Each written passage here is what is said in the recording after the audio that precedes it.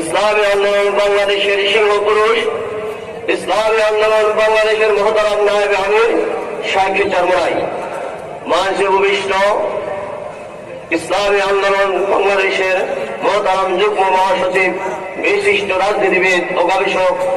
জননেতা গাজী আতাউর রহমান, সম্মানিত উপস্থিতি, সবাই অত্যন্ত কম। আমি শুধু একটা কথা বলবো, জুলাই অভ্যুত্থানে